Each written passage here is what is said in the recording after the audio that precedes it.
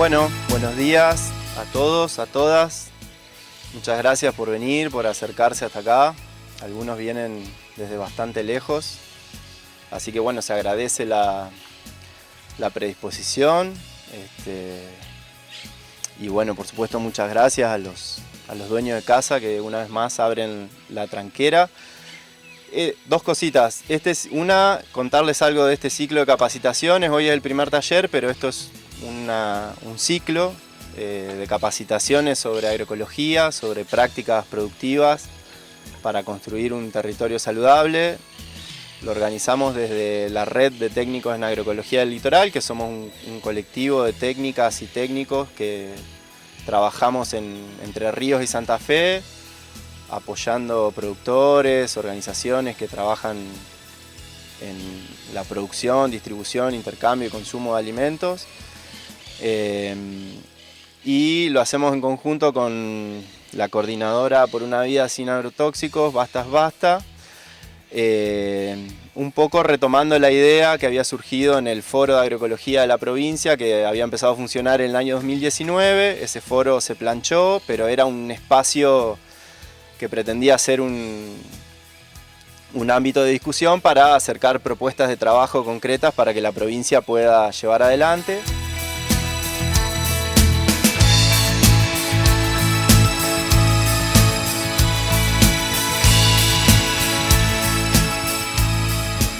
El taller de hoy tiene como nombre Suelo Vivo, que ya está como posicionándose en un lugar, digamos, de un concepto de plantear de que el suelo está vivo.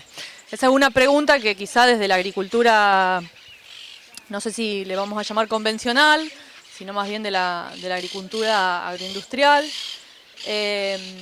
no se considera, digamos, el suelo fundamentalmente cuando uno estudia en la facultad se considera un soporte para el crecimiento, ¿no? Y un soporte que está conformado en su estructura cuando uno lo estudia por materiales que en su mayoría son materiales inertes. Lo que en general se olvida mencionar, no casualmente, sino justamente por la estructura sobre la cual se monta el sistema de producción agroindustrial, es de la vida que ese suelo tiene, o sea, de los microorganismos, de todos los seres que habitan en ese soporte. Los seres que nosotros vemos y que nosotros intentamos como priorizar siempre son las plantas, digamos, porque son quienes nosotros sembramos, y esas plantas o los animales que se alimentan de esas plantas, y por ahí nos centramos más en un sistema ganadero, son en quienes prestamos atención y a quienes miramos. Y en general siempre nos ocurre que todo eso que está de la superficie para abajo, como no lo vemos, como lo desconocemos, asumimos en general que no existe. El posicionamiento que traemos cuando hablamos del suelo vivo es plantear justamente eso, reivindicar, digamos, toda esa estructura biológica, vital, que en realidad nosotros creemos que es quien soporta todo lo que vemos de la superficie del suelo para arriba, ¿no? Y esa estructura vital se basa fundamentalmente en la materia orgánica. Esa materia orgánica entonces va a estar constituida por un montón de seres que habitan ese suelo, que suelos que vienen muy trabajados con la agricultura química van a tener una carencia bastante importante de esos microorganismos, porque uno les está aplicando venenos, les está aplicando fertilizantes, les está aplicando un montón de materiales químicos que hacen que algunos de ellos sobrevivan y otros no. Entonces como que vamos como seleccionando quiénes viven en ese suelo y quiénes no. Y un suelo que en cambio es alimentado con los propios materiales biológicos que se generan en ese entorno, en ese ambiente, va a tener otros seres que se van a ir desarrollando en ese ambiente, que van a ser quienes constituyan esa trama vital. Cuando hablamos entonces de que existe esa materia orgánica en el suelo y de que puede estar más presente o menos presente según el tratamiento que le hagamos al suelo, podemos pensar también en el suelo como un organismo vivo. O sea, podríamos pensar que un suelo nace en algún momento en la historia de la Tierra como planeta, se constituyó las capas que hoy constituyen el suelo que conocemos. Ese suelo fue naciendo a partir de roca, que en un principio era quizás solo materiales inertes, y a medida que fueron apareciendo seres vivos, fueron transformando esa roca en las estructuras que vemos hoy. Entonces podemos hablar como de un nacimiento del suelo. podemos hablar de un metabolismo del suelo, ¿no? Esto de que se alimenta de lo que nosotros le brindamos o no se alimenta, si es que le proveemos solamente materiales químicos de la industria, materiales sintéticos. Y también podría darse que muera, en el sentido de estos suelos erosionados, de estos suelos degradados, de estos suelos tan maltratados a partir de la agricultura agroindustrial, que hasta quienes viven de la agricultura agroindustrial van viendo la pérdida en la fertilidad, la pérdida en la capacidad de producir de esos suelos, demandando cada vez más inputs, energía de afuera para poder sostener esos rendimientos. Bueno, entonces, la hoja, el animal, el hueso, cae al suelo, se descompone. ¿Por qué se descompone? Bien, y ahí aparece ese otro grupo de seres que son los descomponedores. Esos descomponedores, justamente, su ciclo vital no tiene que ver con tomar dióxido de carbono u oxígeno, sino que tiene que ver con transformar esos restos materiales que quedaron de un organismo que estuvo vivo y volver a fraccionarlo, volver a dividir toda esa estructura material, volver a deconstruir esa pared, esa estructura armada en los ladrillitos que sirvan para que otros seres vuelvan a crecer, para que ellos mismos vuelvan a crecer. Ellos capturan esos materiales, se construyen a sí mismos con ciclos que son como mucho más cortitos. Los ciclos de las bacterias, de los hongos, de los actinomicetes, de las micorrizas. Les tiro nombres para que escuchen, porque se comentan mucho en estos ámbitos de la agroecología con esos nombrecitos. ¿Qué hacen esos bichitos entonces? Hacen su ciclo vital, 20 minutos, una bacteria, unos días, un poco más algunos insectos, que también conforman esa estructura descomponedora, por ejemplo los bichos bolitas, los gusanos, todos esos bichitos del suelo que logran descomponer las lombrices. Y ahí ya aparecen como distintas etapas, ¿no? Lo primero es hacer como desaparecer al ojo la estructura de ese material, por ejemplo de la hoja, del hueso. Ya no lo distingo como hoja, como hueso, pero todavía no está del todo transformado, entonces aparecen distintos bichitos que se van comiendo en esas etapas hasta que finalmente se descompone completamente, pasando a constituir ese suelo.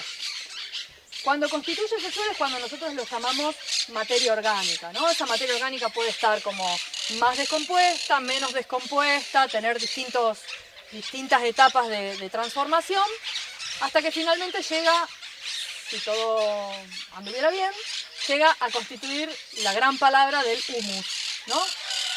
Que seguramente lo han escuchado y que tiene un peso enorme en nuestra estructura de suelo vivo, porque justamente lo que permite es esos materiales, esa arena, ese limo, esa arcilla que comentábamos al principio, como entramarlos, como unirlos, ¿no? Ya no tengo los granos de arena, los granitos de limo, los granitos de arcilla sueltos, sino que tengo como una esponja que cada una de esas partículas es un granito de arena, un granito de arcilla de limo, pero constituyen una estructura total que es lo que le permite tener las propiedades vitales al suelo para albergar la vida de los microorganismos y la vida de lo que vemos arriba. Esa estructura del suelo nosotros pensamos que tiene una estabilidad. Se estudia, y hoy lo vamos a ver, después cuando traigamos algunas muestritas, vamos a ver la estabilidad. ¿Qué quiere decir la estabilidad? O sea, cuánto dura la estructura de ese suelo. Y esa duración tiene mucho que ver con cuánta materia orgánica, cuánto ligamento, cuánto chicle tiene ahí que la sostenga. Esa materia orgánica que estructura le permite tener al suelo una estabilidad que habilita que ante situaciones de estrés, que cualquier organismo vivo, el suelo también vive a lo largo de su ciclo, por ejemplo, una inundación, por ejemplo, una gran sequía, por ejemplo, una lluvia muy intensa, un granizo, por ejemplo, un movimiento. Por ejemplo, entré con el disco y hice una labranza para poder hacer una siembra. O quité la cobertura porque necesitaba hacer una siembra directa y necesitaba hacer una buena pelada inicial antes de sembrar. Por el motivo que sea. Son todas acciones antrópicas que nosotros hacemos que tienen impacto, que son estresantes para ese organismo suelo. ¿Cuán estresantes son y cuánta capacidad de reaccionar frente a ese estrés tiene ese suelo? Va a depender de la estructura que ese suelo tenga. Cuanto más estructurado sea, cuanto más esponjoso y más trama tenga construido, más resiliente, y otra palabrita ahí ponemos, resiliencia, esa capacidad de recuperarse frente al estrés, frente a la agresión, mayor resiliencia tiene ese suelo. Para cerrar, esta cuestión de la vitalidad del suelo y que ahora lo vamos a charlar un poco más cuando caminemos, pero para dejar dos palabritas también dando vuelta que las volvamos a retomar. Esta cuestión de la trama vital que tenemos en el suelo, que construya un suelo sano, un suelo con capacidad de sostener vida por debajo y vida por encima, es lo que conocemos así como, en grandes términos, como la trofobiosis. La trofobiosis tiene que ver con la capacidad de producir un alimento sano que, para hacer un alimento sano, tiene que haberse nutrido de un suelo sano, pueda alimentar a un organismo sano y ese organismo sano puede expresar toda su vitalidad. La trofobiosis habla justamente de cuál es esa estructura material que podríamos decir sustenta la salud. Y justamente tiene que ver con esta trama en donde esas paredes que construimos tengan un buen desarrollo, tengan una buena estructuración. Cuando nosotros nos alimentamos mal, los ladrillitos que consumimos no son los que necesitamos para construir nuestra pared. Entonces, como si nuestra pared, de repente un ladrillo es muy grande, el otro es muy chico, entonces cuando queremos armar la traba de la pared, no nos queda un hueco por acá, nos sobra un pedazo por el otro lado, nos falta. Ese hueco que nos sobra, ese pedazo que nos falta, hace que seamos vulnerables a que viene alguien, nos ataca y nos puede romper esa estructura, esa pared. Cuando nosotros nos alimentamos a partir de lo que nuestro organismo necesita, esa trama, esa pared, la construimos fuerte. Y son estas personas, este organismo, que decimos, tiene unas defensas bárbaras, nunca se enferma, nunca tiene... Lo mismo le pasa a las plantas, lo mismo le pasa a los animales. Cuanta mayor sanidad tengamos, cuanto más saludables seamos en términos de esta estructura vital, no en términos de que comamos light, o de que comamos sin grasa, o de que comamos, o que tengamos poco colesterol, ¿no? Esta es otra cosa que tiene que ver con descuartizar de nuevo el concepto de salud o el concepto de sanidad. Ser sano es mucho más que no solo claramente tener una estructura vital, sino vivir en un ambiente sano. Si te fumigan, difícilmente la estructura de tu cuerpo pueda ser sana, ¿no? Porque vos te alimentás re bien, pero después tenés un ambiente que te está agrediendo. Bueno, entonces, esa sanidad que hablamos en la trofobiosis hace que tengamos la capacidad de ser más resistentes a las agresiones que sufrimos, que como cualquier organismo, igual el suelo, vamos a sufrir a lo largo de la vida. Cuanta mayor sanidad tengamos, más capacidad de resiliencia, de resistir a esa agresión, de reestructurarnos y recomponernos. Los técnicos nos tenemos que sacar la cabeza y empezar a poder armar otra. Nosotros vamos a ir al campo, pero bajo la premisa de ver un suelo vivo, o qué tan vivo está ese suelo que vamos a caminar. Vamos a tener presente la historia de ese suelo que contaba Amelia, o sea, no es que vamos a caminar ya la chacra 1, sino que ya vamos a caminar parte de esa historia, tratando de entender esto que decía Viole, que vamos a estar pisando un organismo hasta, podríamos decir, del cual somos parte de alguna manera. Y ese suelo, además de ser un metabolismo, de tener un metabolismo y de ser un ser vivo en sí mismo, tiene el objetivo, más que productivo, tiene el objetivo de ser vital. ¿Sí? Germán decía, nosotros el círculo cierra cuando nos mandan la foto de una focaccia o de un pan. Entonces, ese suelo que nosotros vamos a ir a ver, a oler, a ver cómo está estructurado, a ver si vemos esos seres que habitan, que decía la Viole, que son tan chiquititos que no los vemos y por eso tenemos que hacer trampas para capturarlos. Algunas plantamos el martes pasado con Germán. Ese suelo tiene que ser vital, o sea, tiene que poder generar condiciones para la vida. Eso es la vitalidad, que haya condiciones para vivir. Entonces, a la luz de esas premisas vamos a ir a meter la pala en el suelo, ¿sí?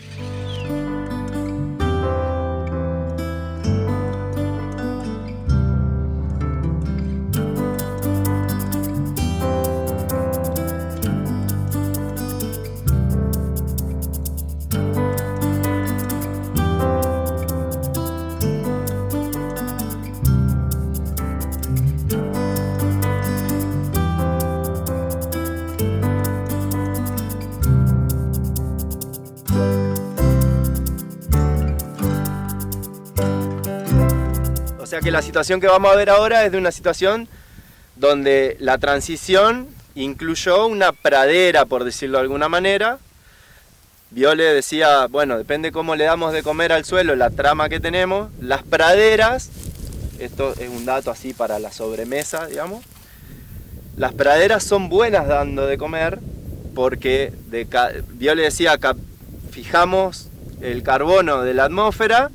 De cada 10 partes que la pradera fija, 7 van a raíz. Raíces que, como dijo Viole, después van a morir. Y solo 3 es lo que vemos arriba, ¿sí? En cambio, un cultivo como la soja, de 10 partes que captura, 8 están arriba y solo 2 van abajo. Entonces, en esto de cuánto, no sé si la calidad, pero la cantidad que le estamos dando de comer, una pradera le da mucho más de comer al suelo que un cultivo anual, ¿sí? Y otra cuestión en esto de dar de comer, y esto que decíamos que los bichos se beneficiaban de las raíces de las plantas, estas plantas están largando por hectárea, por año, más o menos, por la productividad que tiene esta pradera, unos 4.000 kilos de compuestos azucarados para alimentar a toda esa trama que depende de ese carbono, ¿sí? Si esta pradera multiplicara su producción en 2 veces, esa cantidad de compuestos azucarados sería también el doble, ¿sí? Bueno, para ver toda esa trama, nosotros lo que hicimos con Germán, acá si se quieren acercar, pusimos lo que se llama una trampa de microorganismos. Esto es para tratar de llevar a lo macro, lo micro, ¿sí? La microbiología del suelo es tan chiquitita que nosotros le decimos microscópica porque necesitamos un microscopio para ver. La Viole habló de las micorrizas, de las bacterias que fijan el nitrógeno de la atmósfera. Las bacterias que fijan el nitrógeno de la atmósfera no se las ven. Ahora, si nosotros le ponemos, les convidamos esta trampita, acá hay arroz blanco, ¿sí? No puede ser arroz integral, por más que nosotros comamos arroz integral, tiene que ser arroz blanco. Ponemos, como si fuésemos a comer un arroz, con el único agregado que le ponemos un poquito de azúcar en la olla, un poquito. Como esta trampa la hizo Lucero, tiene mucho azúcar, porque Lucero no mide la cucharada, Lucero es mi nena. Entonces, arroz con un poquito de azúcar y sacamos el arroz antes de que esté. O sea, un poquito duro tiene que estar el arroz. Entonces, los almidones del arroz, con esa cocción rápida, quedan disponibles para que los microorganismos, la trama esa que decía Viole, se meta para la trampa y veamos estas cosas, ¿sí? Esta trampa la pusimos el martes. Si nosotros la dejamos una semana más, todo el arroz del vaso va a estar colonizado y después, cuando la llevemos al tablón de ahí del casco, Violeta, que es la que sabe, les va a decir, este color está el microorganismo, este color está el microorganismo. Lo importante para tener una lectura así alpargatizada, digamos, es, bueno, hay bichos, punto número 1, hay bichos, ¿no? El martes. Lo ideal es dejarlo 10 días más o menos, ¿sí? Nosotros, pero hay bastante bichos. Hay. Entonces, punto número 1, hay. Es verdad lo que dijo Viole, que hay seres que habitan el suelo. Después, la segunda cuestión que tenemos que ver en esto de las energías, la fotosíntesis y demás, es los colores, si son claros u oscuros. Cuando algo es claro, o al revés, más fácil me resulta a mí explicarlo, cuando algo es oscuro, como el negro, por ejemplo, que es el extremo, capta energía porque no tiene. Cuando algo es claro, tiene energía, entonces no capta tanta energía. Y esos son los colores. Entonces, si nosotros queremos un suelo vital que permita la vida, es un suelo que tiene que tener energía. Entonces, estaría bueno que esa trama que esté en el suelo sea de color claro. Segunda, o sea, ¿hay colores claros? Listo, vamos para adelante. Después, se la mandamos a Viole y le decimos que nos diga qué es. Y los colores oscuros también en general tienen que ver con todos los bichitos que son más descomponedores, o sea, que transforman, que ayudan a degradar, a descomponer esa materia orgánica que cae para volverla de nuevo nutriente en el suelo. Pero no necesariamente son estos más interesantes que comentábamos, que son como los que cierran esos ciclos, los que capturan el nitrógeno o los que previenen, los que producen antibióticos para que prevengan las infecciones y las enfermedades en las plantas. Algunos de colores también nos están diciendo que pueden ser patógenos, que también van a estar en equilibrio en el suelo y es normal y es esperable que ocurra, con la pequeña salvedad de que si están en equilibrio controlado por los otros van a ser patógenos que no necesariamente van a afectar como enfermedades a las plantas. ¿Qué miramos cuando hacemos la palada? Porque no es que vamos a hacer una palada solo para hacer pozo en la chacra. ¿Qué miramos? Bueno, lo primero que miramos es esto que decía Viole de la estructura, ¿no? Cómo rompe nuestro suelo, ¿sí? Cómo rompe arriba. Fíjense cómo rompe arriba. Cómo rompe acá. Como si fuera tierra. Bastante migajoso, ¿no? Sí, sí. Bueno, eso es lo que denominamos la estructura. Si es más... Podemos ver en esa palada que tenía el Nico, podemos ver todo el crecimiento radical hasta dónde vemos estructura de raíces. Que también hasta dónde vemos raíces. Esa planta. Bueno, ¿no? Empezamos Empezamos a mirar. Estos son suelos, nosotros todas las propiedades que venimos charlando son propiedades que se pueden modificar con el manejo, ¿sí? Son propiedades que se llaman dinámicas. Y hay otras propiedades que están dadas por los materiales a partir de los cuales se generan los suelos, eso que decía la Viole, la genética.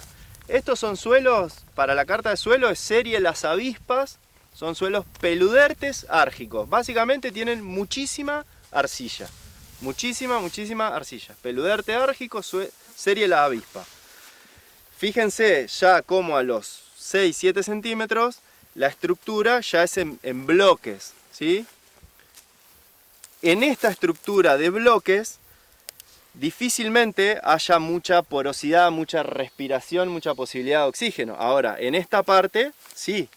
Entonces, ¿cuál es nuestra tarea como productores? Que esto que está acá vaya como bajando, digamos. Lo ideal sería que tengamos un buen espesor con esta estructura más migajosa, granulosa, donde ahí sí el suelo va a respirar, va a haber oxigenación, el oxígeno va a ser ese motor que decía Violeta para que la trama funcione, ¿no? ¿Cómo hacemos? Yo dije que hay que llevarlo de arriba para abajo. ¿Cómo hacemos? Eso es un proceso biológico. Solo, y dijo Viole, solo las raíces lo pueden hacer. Y esto grabémonoslo a fuego. Solo las raíces pueden estructurar nuestro suelo. Nosotros estuvimos décadas metiendo, en lugar de raíces, metiendo acero. La reja, la vertedera, el cincel, el disco, el doble acción, el desencontrado, bla, bla, bla, acero, acero, acero. El acero puede romper esto, pero nunca lo va a poder reestructurar. El proceso de deestructuración es un proceso biológico que lo hacen las raíces en colaboración, en mutualismo con toda esa trama de microorganismos, y ahí empiezan a aparecer un montón de sustancias, geles, glomalinas, sustancias aglutinantes y demás que hacen a esa estructura antes que el humus que mencionaba la Viola. Ya hay sustancias que segrega esa rizósfera, esa raíz que va alargando cosas con los bichitos, que hace que aparezca esta estructura, ¿sí? Esto es un proceso que aparezca esto en un peluderte árgico, serie la avispa tabosi, es posible. con manejo y con tiempo, ¿sí? Pero para eso hay que meter raíces, raíces, raíces, raíces y vida, vida, vida, vida. No hay vuelta. Cualquier fierro que nosotros usemos para descompactar, después el proceso de compactación va a volver a suceder. La única forma de que ese proceso sea duradero en el tiempo es si es biológico. Entonces el productor tiene que evaluar si hay raíces, hasta qué profundidad tiene de eso para evaluar cambios. Ahora nosotros no nos podemos meter en la chacra del vecino, porque es del vecino, pero también pusimos una trampita con permiso y la vamos a ir a sacar para ver la diferencia. Pero yo les juro que si hiciésemos, y vamos a sacar una muestra de suelo, sacamos una palada, créanme que la chacra acá al lado, que es la misma serie Las Avispas, Peluder teárgico, pero que no está en transición agroecológica, esto es una cosa totalmente masiva, estéril, homogénea. El olor también. Bueno, y eso, el olor. Lo que hay que empezar a hacer es oler, porque hay un montón de sustancias que son volátiles que dan cuenta de la vitalidad de esa trama. Lo ideal sería que nuestros suelos tengan olor a pan, a levadura. Cuando nosotros tenemos un suelo con olor a pan, no necesitamos mandar al laboratorio ninguna muestra. Sabemos que está todo bien. Bueno, ahora lo que vamos a hacer con Viole trajo agua oxigenada. Otra cosa súper compleja del laboratorio, importado de Australia. Es importante que cuando ustedes lo quieran hacer que consigan agua oxigenada de 30 volúmenes o más, ¿sí? El agua oxigenada es peróxido de hidrógeno, peróxido, mucho oxígeno. Entonces nosotros le vamos a poner al suelo de golpe mucho oxígeno para que se oxide.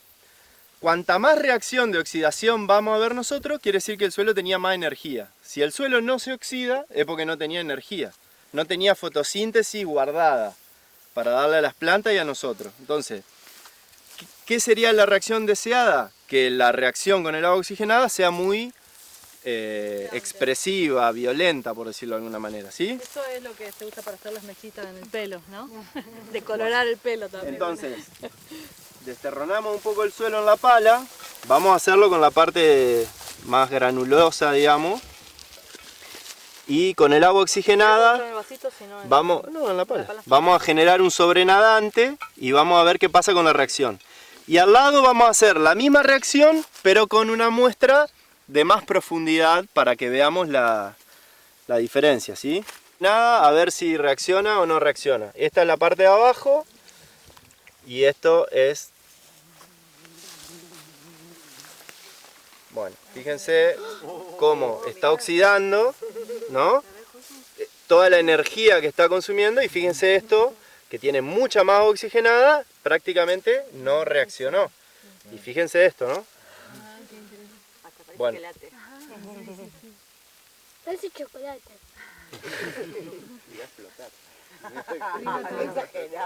Bueno, esto es una prueba muy sencilla que cualquier productor puede hacer.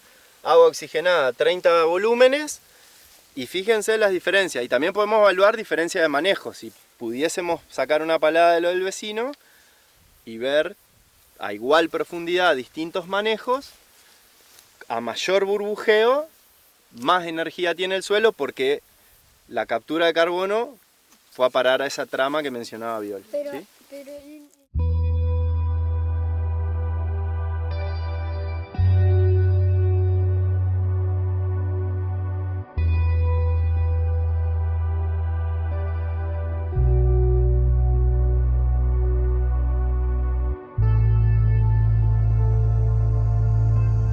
Entonces, yo decía que la infiltración es la entrada de agua en un determinado tiempo y en una determinada superficie. Entonces, con un cilindro, ¿sí?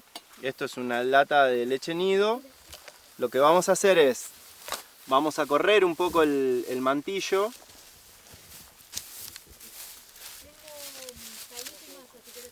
Porfa.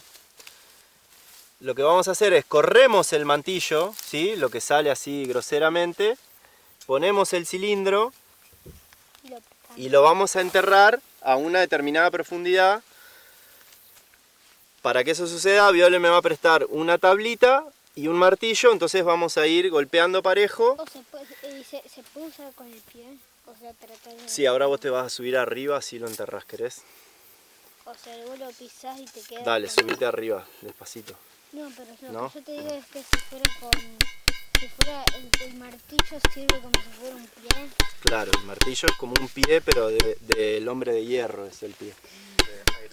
De Iron Man, gracias, Germán. Entonces, nosotros vamos a poner un volumen conocido de agua. ¿Cuántos mililitros, A ingeniera? ver lo que nos permita la... 350 centímetros cúbicos de agua. La vamos a poner. Vamos a poner primero una bolsa acá. Y cuando alguien tenga en cero el cronómetro, corremos la bolsa. Caen los 350 centímetros cúbicos de agua. Y cronometramos cuántos segundos tardó en infiltrar esa agua. Y lo mismo vamos a hacer en distintas situaciones de manejo y vamos viendo. ¿Cuál es la situación deseada? Que eso entre rápido, porque cuando llueve mucho, nosotros queremos que el agua entre al sistema. Ya le mencionó, carbono de la atmósfera, oxígeno de la atmósfera, nitrógeno, que lo pueden capturar los microorganismos, también viene de la atmósfera. Y un componente que es fundamental para el suelo es el hidrógeno. Porque nosotros, si bien somos toda esa tabla periódica, selenio, molibdeno, cobalto, qué sé yo, somos chon, C-H-O-N, chon, acuérdense, chon, carbono, hidrógeno, oxígeno, nitrógeno. Y el hidrógeno viene del agua. Entonces, para hacer chon, necesitamos que el agua entre al sistema, no que se vaya a la cuneta. Vos, Renzo, tenelo así. Eso, ¿no? necesito un par de manos que sostengáis. Perfecto. Vamos a poner, acá tenemos por medir, esto es agua común, no es termo. 300, no es caliente, quiero decir.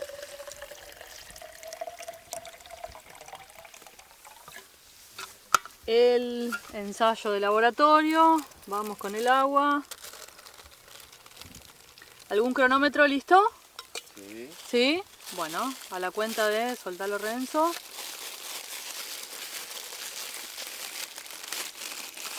Ya.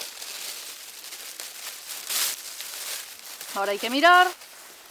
Miren, miren, miren, miren, miren, miren. Listo. Ya. Ya que sorbió.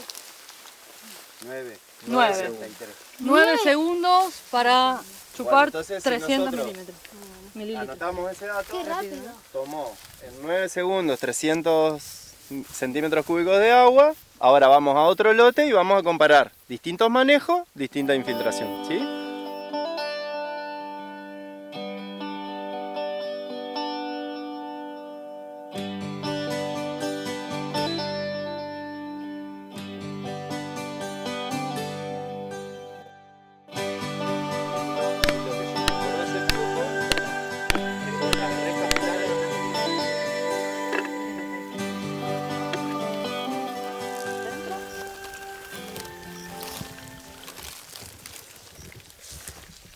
¿No se puede echar directamente o...? Es para como largarlo en el momento que Con el sale tiempo. todo junto. Es Más con que el nada para eso, para que no vaya como puntualmente entrando el chorrito.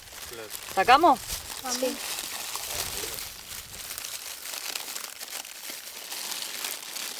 Ya.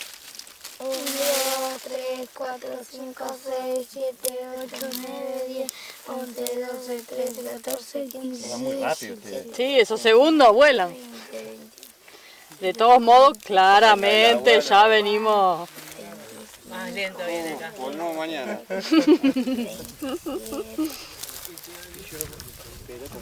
No se lo chupa. No se lo chupa, no falla.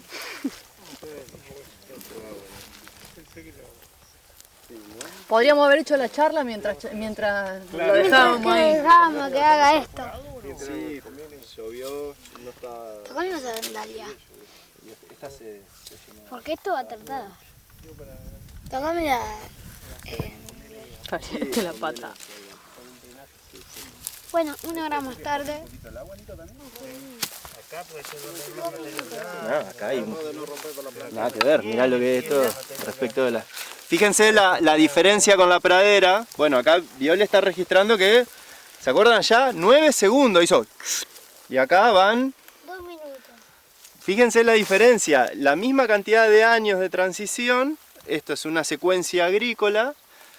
Esto que decíamos, ¿cómo le damos de comer? Bueno, antes de pensar en el cómo, ¿cuánto? Allá habíamos dicho que le dábamos un montón de comer por la partición que hacían las praderas. Y acá es como que es más pijotera la secuencia con lo que le convida al suelo, digamos. Nos llevamos más nosotros y le dejamos menos a la trama, ¿no? Le llevamos más a los almaceneros y le damos menos a los estructurantes. Y fíjense el suelo, fíjense que si bien está desagregado, está desagregado y capaz que no tan estructurado. Ahora cuando hagamos estabilidad de agregado allá en el casco, Acá no se nota tanto la capa de arcilla, pero cuando por uno la levanta, labranza, como que te claro, quedás con la raíz sin sin tierra esa adherida. rizósfera que decíamos que era parte del todo, ¿no? Y el extremo es la muestra que sacamos del vecino, que es un talco, digamos, o sea, no alcanzás a sacar la pala que se deshace. Y en trigo, que en un rinde promedio acá puede andar 2.500, 3.000 kilos, nosotros estamos en 1.500, 1.200 y así. Como el suelo como está. Y bueno, me ha pasado de caminar los lotes. Este año me pasó por primera vez, como les contaba antes, de empezar a respirar y usar los sentidos con el suelo y las plantas, de ver la falta de fertilidad en el suelo y por primera vez sentir que el suelo me está hablando, me está diciendo algo. O sea, me está diciendo que me falta esto, y que mi cabeza se tiene que poner a funcionar para resolver eso, sin el manual fácil de decir, bueno, esto me lo recetan lo hacen con una receta. Así que de ahí, de ver eso, fue decir, bueno, para el año que viene, y ya empezamos con el cultivo de la soja, la sistematización de la aplicación de biofertilizantes. Entonces ya el año que viene, cuando hagamos trigo, como les decía, aquella soja ya tiene 4 aplicaciones de biol, o sea, estamos cerca de una aplicación mensual de biofertilizante. Esta todavía tiene 4, pero porque no alcanzamos nada más. Y bueno, y ahí ver qué respuesta nos da el suelo ante eso. Obviamente que hay un montón de otros factores, re difícil de analizarlo linealmente. Están los animales, pero todavía están en una situación bastante dispersa, no hay un pastoreo súper intensivo donde vamos a ver el año que viene ya un resultado. Posiblemente algo sí, pero bueno, esa es la cuestión con los rindes, digamos. En general se caen a la mitad, obviamente los costos de producción capaz que se caen más de la mitad, ¿no? O sea, es otra cosa en cuanto a costos también, ¿no?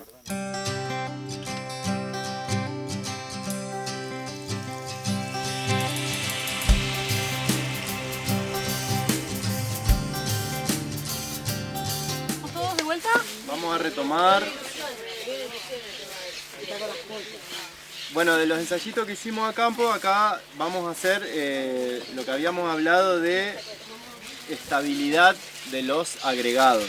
O sea, vamos a ver esos agregados que va formando toda esa trama, toda esa rizósfera con la microbiología y la parte mineral de la tierra, toda esa estructura que tiene una complejidad dada justamente por los agregados. Vamos a ver qué tan estable es. Los poros del suelo pueden estar ocupados o por aire o por agua. O sea, cuando entra el agua desplaza el aire y si ese agregado no tiene la suficiente estabilidad, va a estallar y el suelo se va a desagregar y va a pasar de una estructura angular, subangular, en bloque, lo que sea, a algo masivo y no va a dejar infiltrar más agua, por ejemplo. Entonces, seguramente todos han visto, perdón, Nico, el efecto ese de la caída de la lluvia, cuando cae una lluvia así torrencial y en un suelo, por ejemplo, está más desnudo, ese planchado que se le llama, que es el suelo que queda como liso en superficie y forma como una capa, una corteza que hace imposible que después infiltre el resto del agua de lluvia. Si el suelo tiene más o menos estructura, eso pasa más o menos fácilmente. La idea sería jugar con el agua y con los agregados del suelo para evaluar cómo son esos suelos en función de ese efecto. bueno, esta muestra que tengo yo en la mano es la chacra 2, es la última parada, donde hay una secuencia agrícola que tuvo la infiltración de 3 minutos y monedas para chuparse esos 350 centímetros cúbicos. Esto es lo del vecino, el campo... Que no hicimos la infiltración acá, sacamos la muestra nomás. Y ahí Y tiene la pradera la de la de los 9 segundos. Bueno, el que tiene ganas se puede bajar de internet, hay un protocolito para hacer esto con tiempos y demás. Básicamente, en un recipiente con agua, el recipiente que sea transparente para ver qué pasa, ponemos un terrón generoso y lo vamos a dejar un par de minutos y vamos a observar qué pasa. Cuanto más estable es la estructura, menos se va a desagregar, o sea, más va a resistir la entrada del agua al poro y menos va a estallar, entonces menos va a caer al fondo. Y suponemos que en la muestra que menos estabilidad tenga el agregado, esto se va a enturbecer mucho más, ¿no? Sería O sea, la idea. es cualitativo y eso, no es que después tenemos que cargar un dato y nos Y contestan. además tampoco hay unos tiempos, pero digamos lo podemos dejar e ir evaluando qué va pasando a lo largo del rato que seguimos Pero por eso charlando. digo, el que quiera, googlea los protocolos. Hay unos protocolos de USDA que los hizo Ray Archuleta, que aparece en la película esta Kiss the Ground. Y si lo quieren hacer según el ojo Lo que es gringo, importante es poner terrones, no poner ya tierra Claro. desagregada que rompimos nosotros cuando hicimos la palada. Y no hay que Ponemos romper el- con la mano, el efecto lo hace el agua, ¿eh? Y me falta este.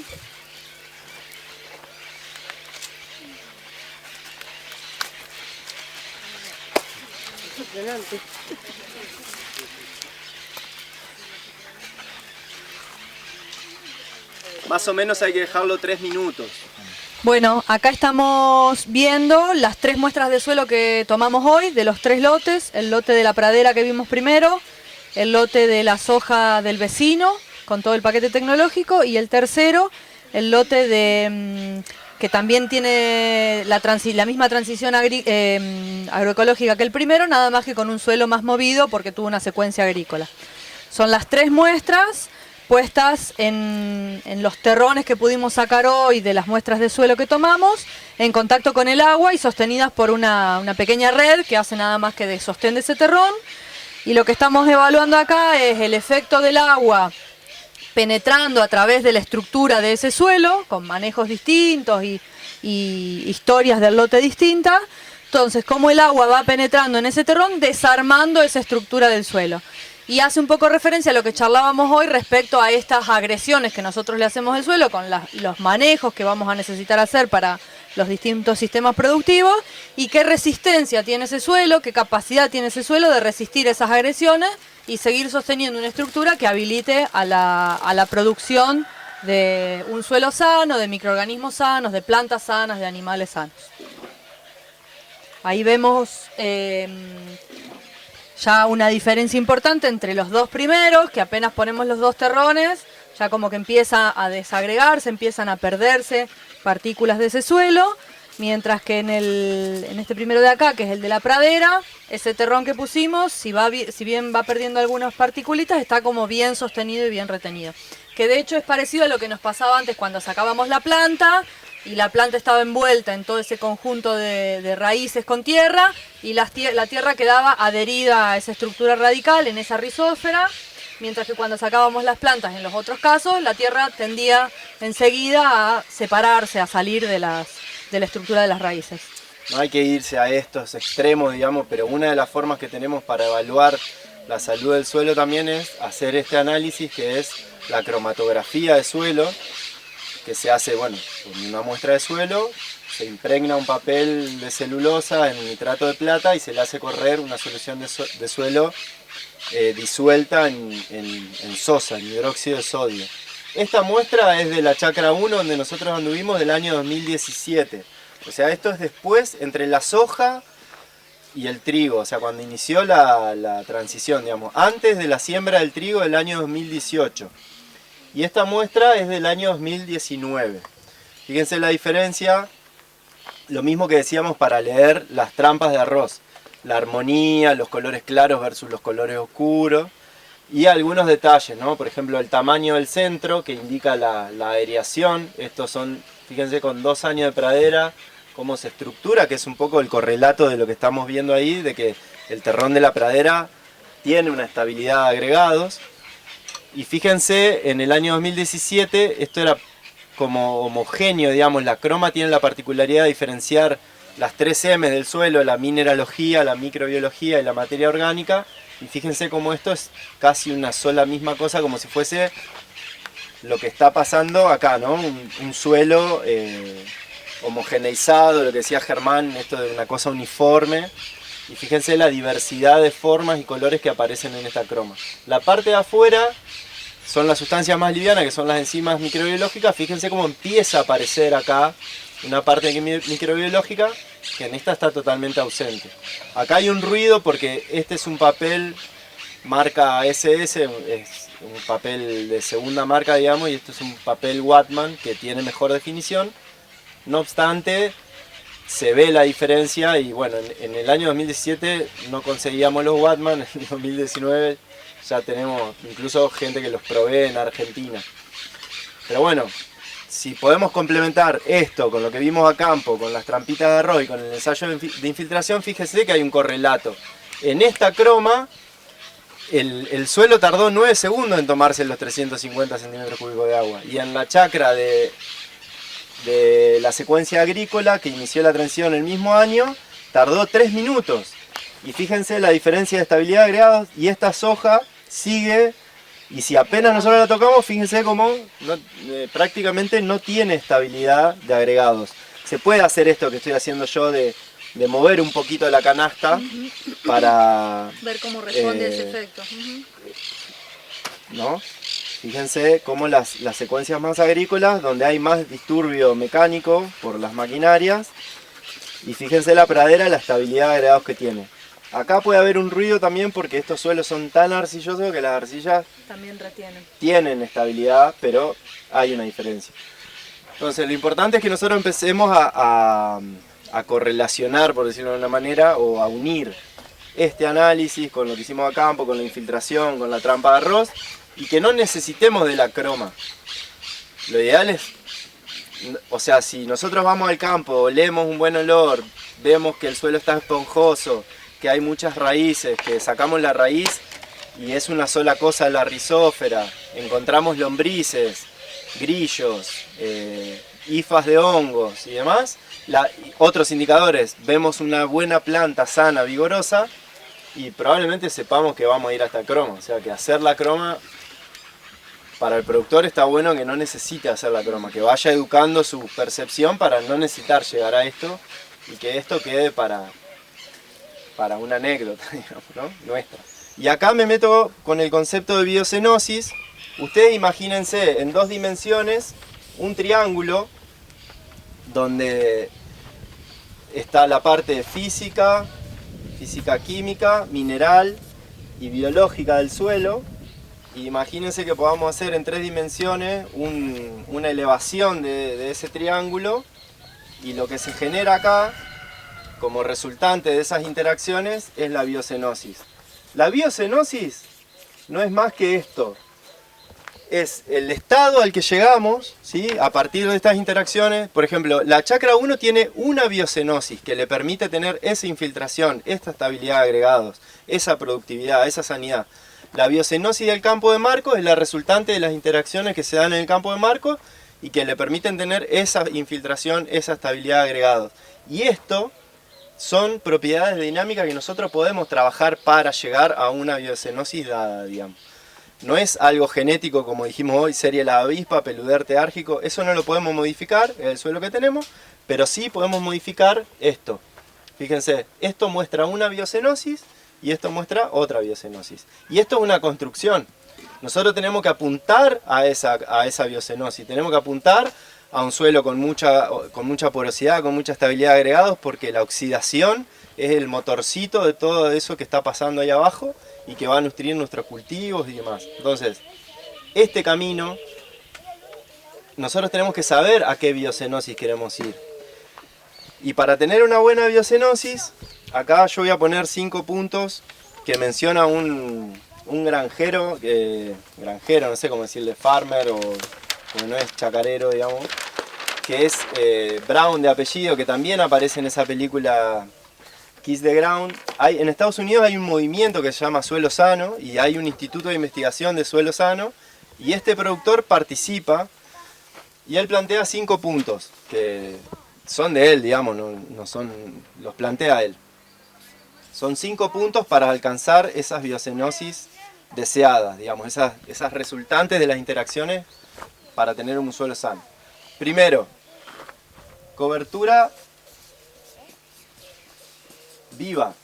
O sea, el tipo dice, todo bien con las coberturas, tipo cultivo cobertura, rolado, eso, pero lo importante de lo vivo, por esto que hablábamos de los exudados de las raíces y lo que planteó Viole de la rizósfera, que es indisociable la raíz de la microbiología agrícola y viceversa, la microbiología de la raíz.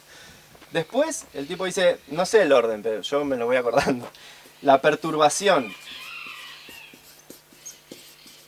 La perturbación mínima, o sea, que se aproxime a 0, decían los profesores, ¿no? Fíjense, la diferencia entre esto y esto es la perturbación. Este es un suelo donde la perturbación es más frecuente que en este. Genéticamente son iguales, pero acá hay perturbación y acá no hay perturbación. Entonces, tratar, no es que no va a haber perturbación, y nadie está juzgando a la perturbación, es lo que se puede. Si pasamos el múltiple, el disco es la herramienta que tenemos, si conseguimos uno que perturbe menos, mejor, y si la perturbación la tendemos a 0, mejor. ¿Por qué? Porque sabemos que esa perturbación es modificar esa casa, esa trama. Bueno, ese es el tercer punto de Brown, la diversidad. Tenemos que apuntar a lo más biodiverso que se pueda. Hoy cuando estábamos en la chacra 2 teníamos a 500 metros nuestra referencia, que es el monte. El monte hace un uso vertical del espacio, tiene el árbol de estrato alto que es el algarrobo, el árbol de estrato bajo que es el aromo, tiene enredaderas, tiene arbustivas, tiene herbáceas y tiene, no sé, 500 especies vegetales ahí adentro, otras tantas animales, bueno. Por supuesto que eso tiene lo que se llama una baja productividad y los cultivos agrícolas tienen una alta productividad y una baja diversidad. Tenemos que acercarnos un poco a eso. ¿Cómo nos acercamos? Con los policultivos, con la secuencia de cultivos diversas, con lo que se planteó hoy de, bueno, los corredores, las calles, las arboledas, los lugares sociales para los animales para que sombreen. Todo eso es diversidad, la diversidad temporal. Germán siempre lo hace, nunca siembra todo el trigo en una sola fecha. Un mes un trigo, otro mes, eso también, esa diversidad temporal ayuda. La diversidad genética, 5 variedades de trigo. ¿Por qué sembramos un trigo? No digo que en la misma máquina mezclar, pero sí, o podría ser también, pero puede ser que hagamos una parcela de un trigo, otra parcela de otro trigo. Esa diversidad es genética. Otro punto que señala este don es el tema del animal.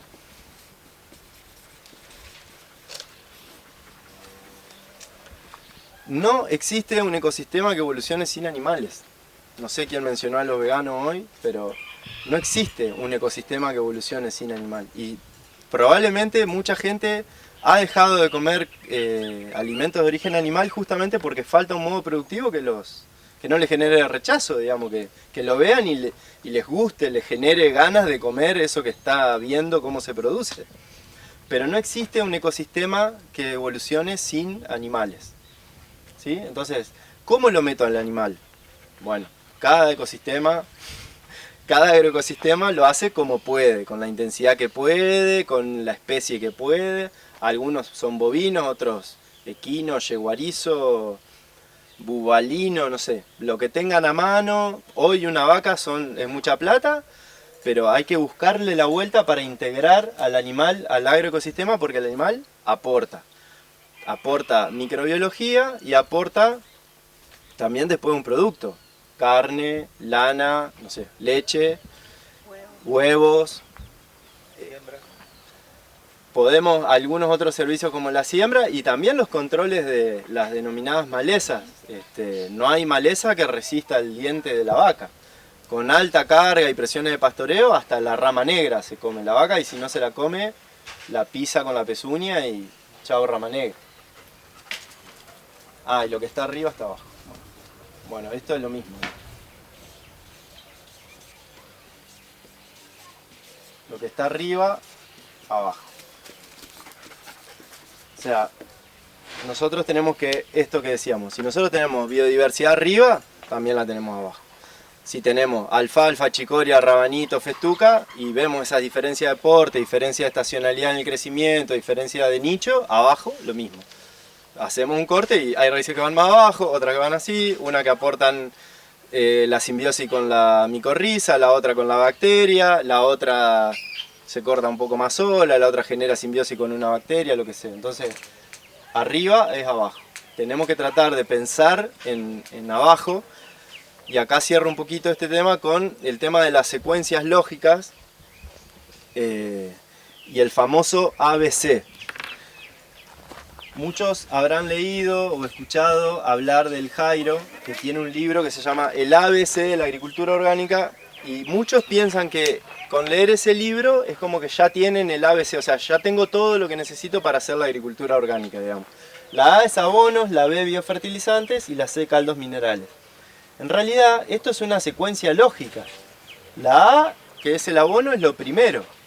Después vienen los biofertilizantes y después vienen los caldos minerales como último manotazo. Entonces, esta secuencia lógica la tenemos que tener presente, y otra secuencia lógica que tenemos que tener presente para el suelo es suelo, planta, animal. Los que son ganaderos, miran el animal. El tambero está arriba de la vaca. El criador está atrás del toro, el ovejero está atrás de la oveja. Bueno, no, hay que mirar primero el suelo. O sea, yo no puedo producir leche, no puedo producir lana, no puedo producir un toro campeón si no produzco buen pasto. Y no puedo producir buen pasto si no tengo un buen suelo. Entonces, esto también, a la hora de tomar una decisión, estaría bueno que podamos priorizar lo que mejor le va a hacer al suelo. Es difícil, porque a veces priorizamos esto porque, bueno, necesitamos la guita, porque muchas veces pasa que necesitamos la guita y nos olvidamos de pensar en las plantas o en el suelo, pero si empezamos a jerarquizar acá, vamos a ver que tiene un impacto positivo después haber jerarquizado una práctica que potencie el suelo. Parece que no, pero es así. Siempre pensemos en qué es lo que le va a hacer bien al suelo y lo otro es como que viene un poco después.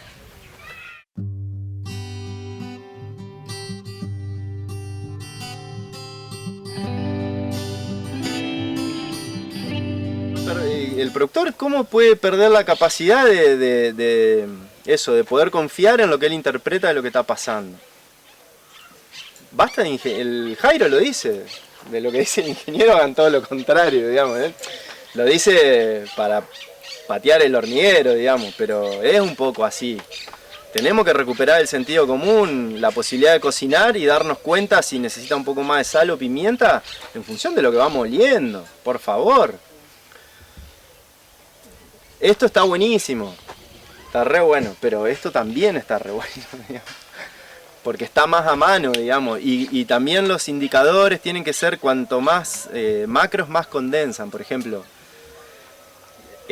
evaluar la planta es mucho mejor que evaluar el suelo. Si yo puedo a través de lo que veo en la planta inferir cómo está el suelo, ya está, es mucho mejor porque es un nivel más jerárquico. Lo mismo verle la cara al productor. Si yo me lo encuentro angustiado en la cola del banco porque tiene una deuda, ¿para qué le voy a hacer una croma? Ya está hasta las manos el tipo ese, está endeudado en la cola de un banco. Ahora está chocho combatiendo un cordero con un grupo de agroecólogos del barrio, está todo bien. Probablemente la croma venga más para este lado.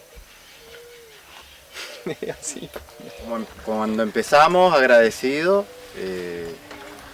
para mí este encuentro es parte de ese sueño vuelto a realidad.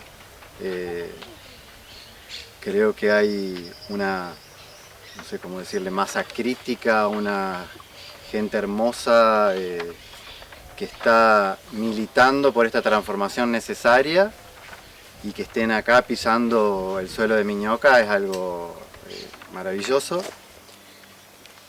Puntualmente con el taller me sentí muy a gusto, me encontré con dudas que las que tengo cuando recorro las chacras y con herramientas que nos van a servir para seguir monitoreando, para seguir viendo cómo va nuestra transición.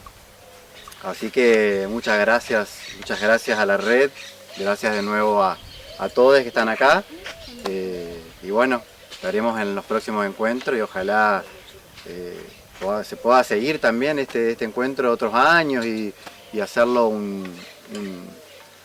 algo sistemático, porque seguramente, como viene pasando, cada vez se suman más personas, más productores, más consumidores, más seres humanos en esta agroecología transformadora.